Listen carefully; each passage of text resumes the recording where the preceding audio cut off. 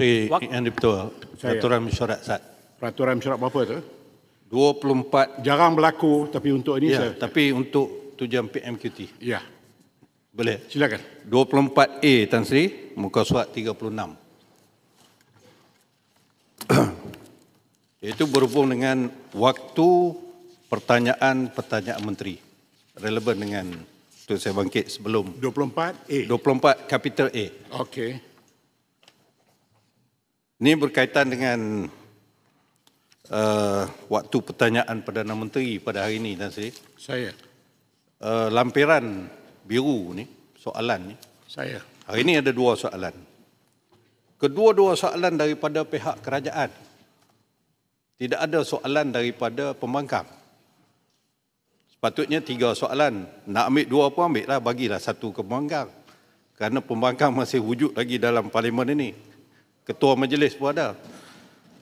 Ini Tan Sri, saya nak menarik perhatian Dewan Yang Mulia ini, termasuklah Yang Maklumat Perdana Menteri. Pembangkang bukan kali pertama. Pada 30 Oktober kita hantar soalan. 1 pun tak naik. Kemudian pada 4 November minggu lepas tak naik juga 1 pun. 11 November pada hari ini tak naik.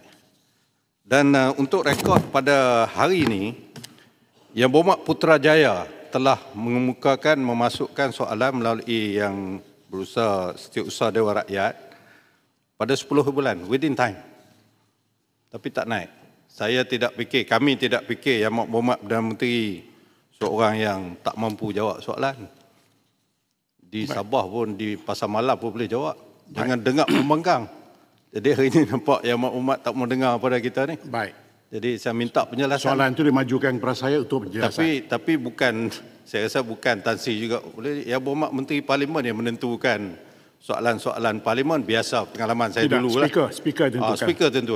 Speaker kena baik, jawab. saya jawab. Speaker jawab sekarang. Ya. Okay. Sila duduk. Okey. Terima kasih. Baik. Pemilihan soalan-soalan atas tanggungjawab saya. Untuk makluman, hinggalah masa ditutup, pembangkang cuma menyediakan 1 soalan. Manakala pihak kerajaan telah memberikan 8 soalan.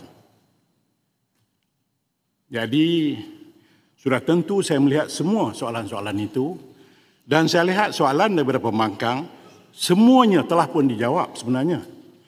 Pada yang pertama, 29 hari bulan Oktober. Yang kedua, 30 bulan Oktober. Dan insya-Allah pengusi Jawatankuasa Pilihan Khas telah pun memanggil Kementerian MINTI untuk berhadapan dengan mereka select committee. Dan dalam select committee itu, saya difahamkan semua KSU dan mereka yang terlibat akan datang besok pada 12 November. Sebab itu, untuk mendapat penjelasan dengan lebih detail, lebih baik pergi select committee. Dapatkan. Jadi PM dah jawab dah banyak kali. Jadi saya kalau jawapan PM saya dah agak dah. Saya boleh agak hafal rakyat nak jawab tu. Jadi lebih baik tuan-tuan yang berada dalam Dewan ini pergi ke select committee. Dengar. Sebab yang akan hadir itu bukan saja ni tetapi juga KSU dan menteri-menteri. Mau, soalan saya ialah, is it fair for me to allow you just to send one question?